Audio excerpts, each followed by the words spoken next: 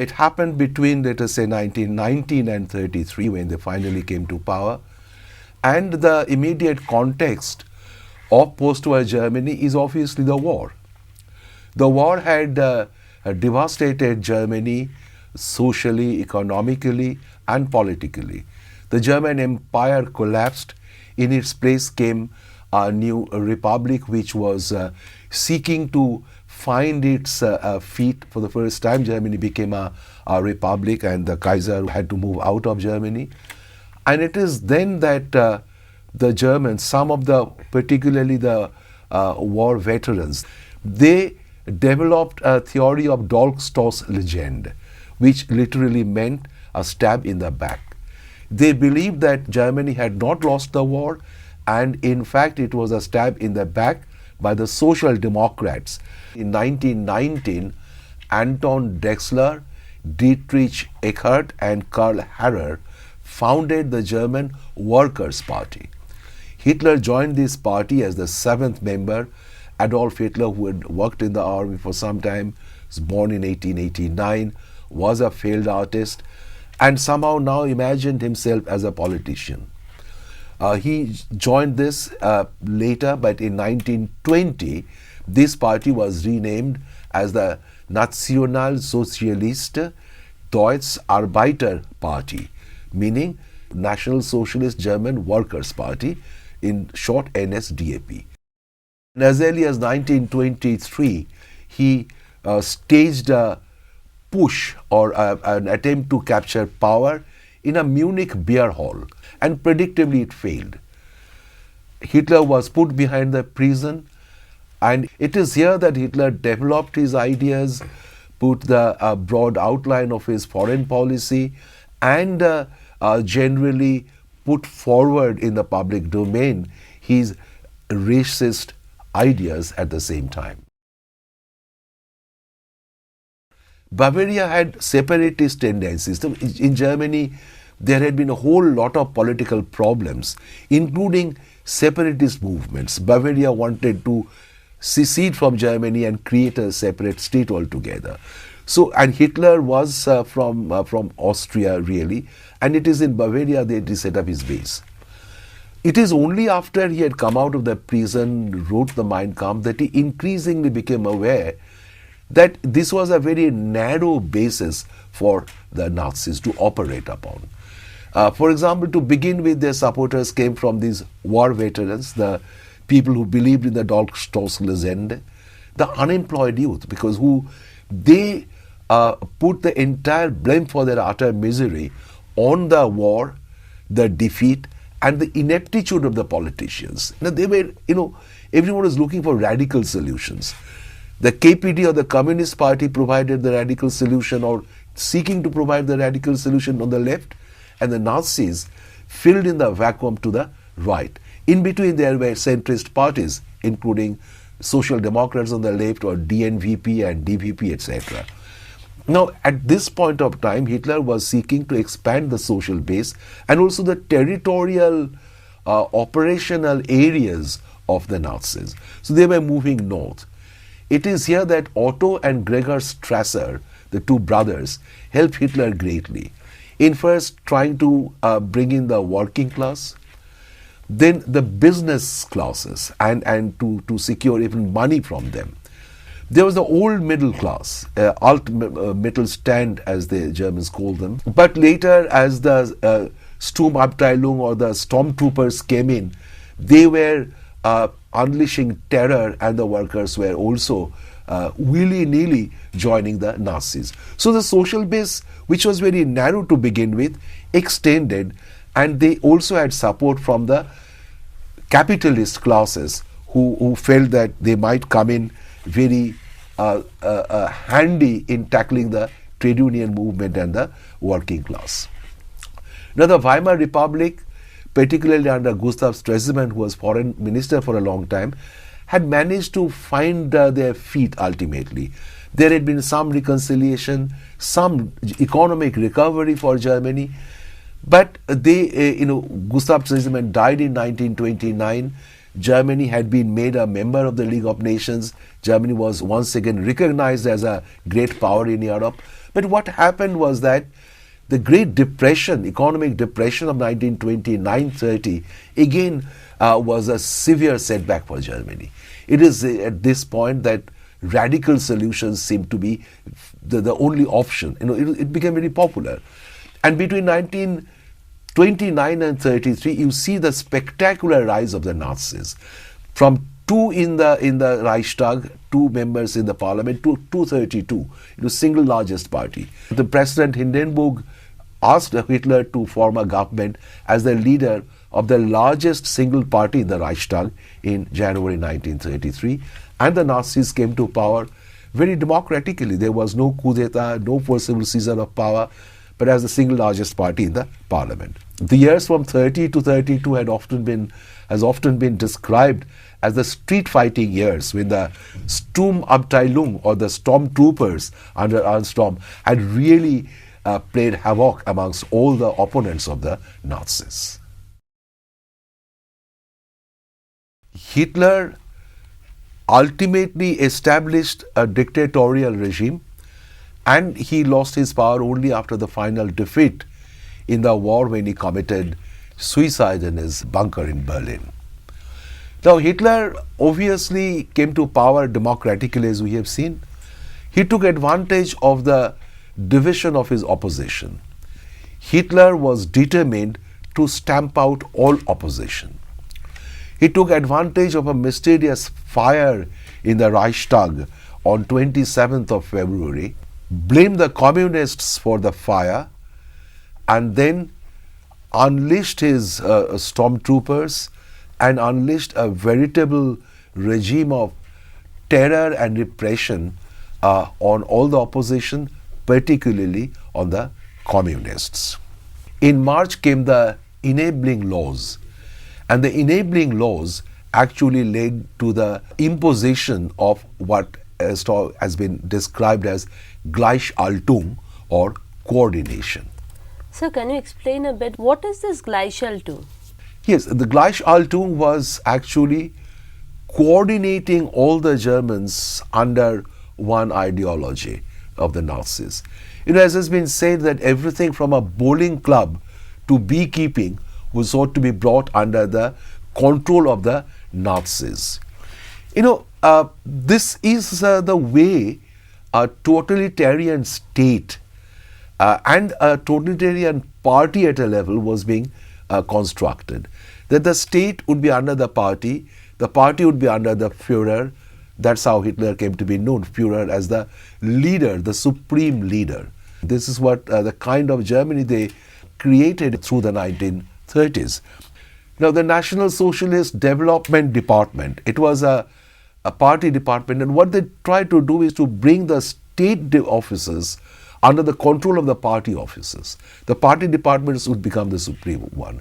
And this department dealt with racist policies, culture, agriculture, even internal affairs. And this was the kind of coordination that they were seeking. But some historians doubt if they really constructed a monolithic state. It was totalitarian, but was it really monolithic? They said there were different centers of pull within the party, within the state as well. Hitler himself said this in 1930.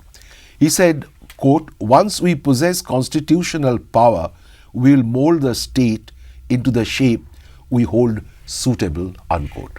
So that is the kind of state that they were seeking to mold.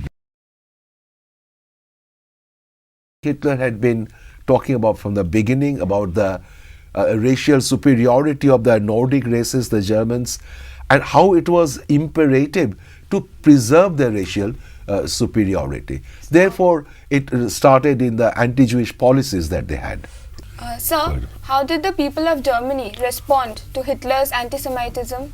Well, there had been a great deal of anxiety amongst the Jews, the left-wing people, but there were many who probably found some support for the anti-Jewish policies because the lower middle class, because the business, the finances had been largely under the control of the Jews. It was late before they realized that it was not to favor the Germans, the non-Jewish Germans, that the policy was adopted, that it was to be a racist policy, but it was too late. Now the laws were suitably modified. They were trying to organize everything by the Nazis, and for example, the trade unions were out. There was only labor front that the Nazis controlled. The entire agriculture was to be brought under Walter Dauer's national food estate. Hitler also tried to keep his control over the Nazis absolute. What he did was known as the Night of Long Lives. In the essay, the leader was murdered. It was a result of the machinations of Hitler himself. Goebbels was in charge of propaganda, film, radio, press, literature, everything, with the various art forms, all were under his control, and through relentless propaganda and lies, he tried to establish Nazi ideology. There was the Hitler Youth, where all youth must go. There was a League for Young Girls, where all girls must go. There would be the youth must join the compulsory labor service. And by 1935, universal military service or conscription was introduced. And everywhere you find the Nazi apparatus actually controlling everything. And they did succeed in solving the economic crisis in the short run, but the way they solved it was beset with such tremendous implications that it overheated the economy and actually made war almost unavoidable. But in the short term, this is why what made the people happy. And later, the economy, the rearmament and the military implications of the economic reorganization was absolutely transparent.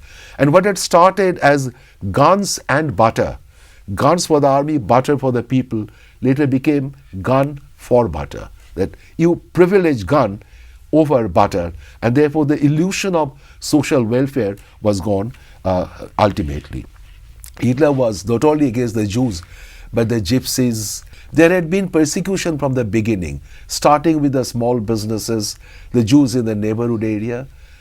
A final assault came in 1938 in what is known as the Crystal Night. More than 200 Jewish synagogues were destroyed. 7,500 shops and business establishments were destroyed.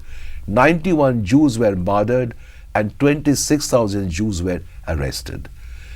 This was not enough. After the war had started, they evolved the final solution, which it resulted in the decimation of more than 6 million Jews. This is how then the Nazi state was constructed by the Nazis and Hitler in the 1930s.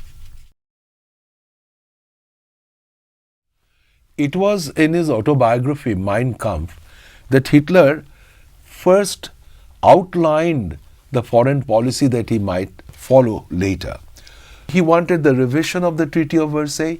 He adopted an anti-Bolshevik stance, and more significantly, he talked of the need for Lebensraum, or living space, that the Germans needed to preserve the purity of their race and indeed to have enough living space, as he detailed it.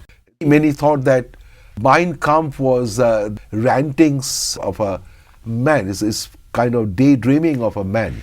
But he certainly gave certain ideas, including that of Lebensraum, which many historians have found very relevant in understanding his foreign policy. Germany needed to expand, and that was very important. You see, during the Weimar Republic, Stresemann also wanted revision of the Versailles Treaty. This was known as revisionism.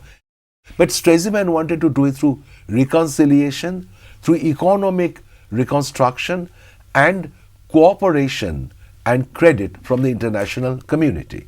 Hitler obviously did not follow Stresemann, and we have seen a second problem after the Great Economic Depression, and there was a renewed economic crisis that was the kind of backdrop in which Hitler came to power.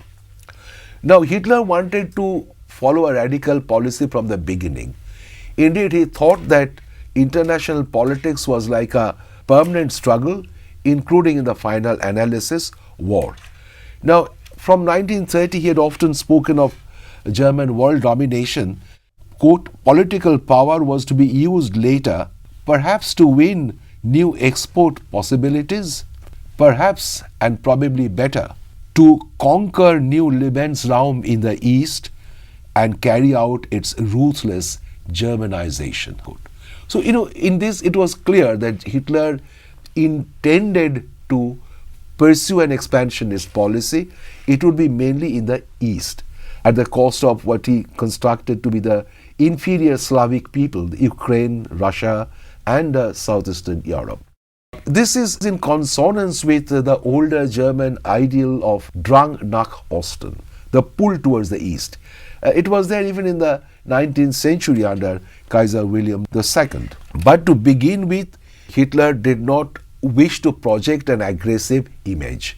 He would follow conciliation. He said he wanted to prepare politically, militarily, economically before he could launch the war ultimately. So it was peaceful image that he wanted to project, but at the same time he was very clear in, for example, withdrawing Germany successively from the World Economic Conference, World Disarmament Conference, and finally the League of Nations, which Stresemann had taken so much care to admit Germany into.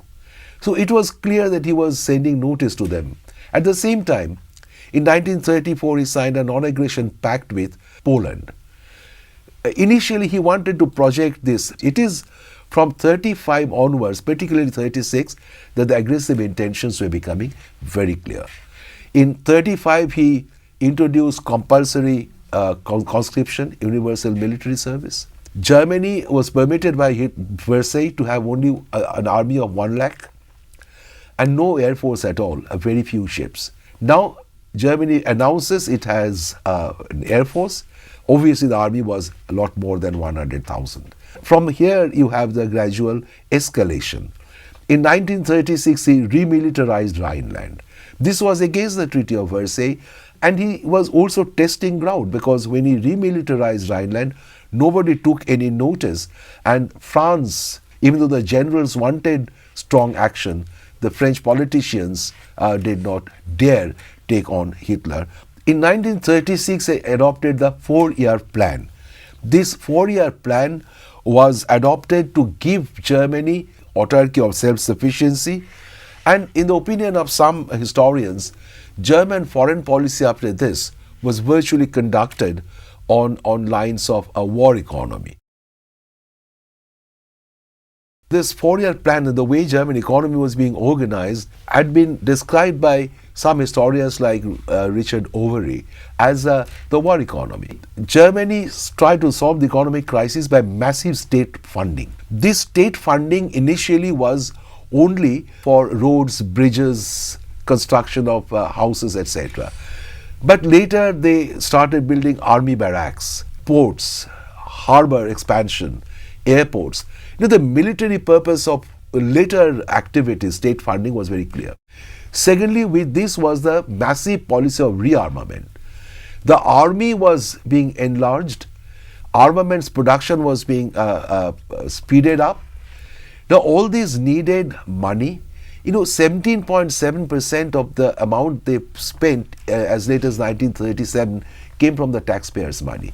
As the economy was being overheated, Germany needed new areas for raw material, for market of German products. And you see, increasingly there were the aggressive trade policy. Hungary, Romania, Bulgaria, and later even the Scandinavian countries. These countries, the 80% of their imports in cases had been from Germany. And it is from this point that you see Germany switch on the offensive mode. In 1936 came Rome-Berlin Axis. In the meantime, General Franco had threatened the Republican Party in government in Spain. There was a civil war. Hitler and Mussolini supported Franco.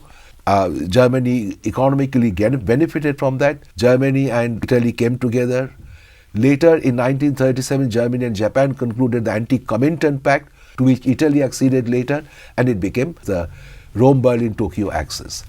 And from 1938, there was aggression. He had attempted invasion of Austria in 1934, failed. In 1938, first it was Austria, Then came Czechoslovakia.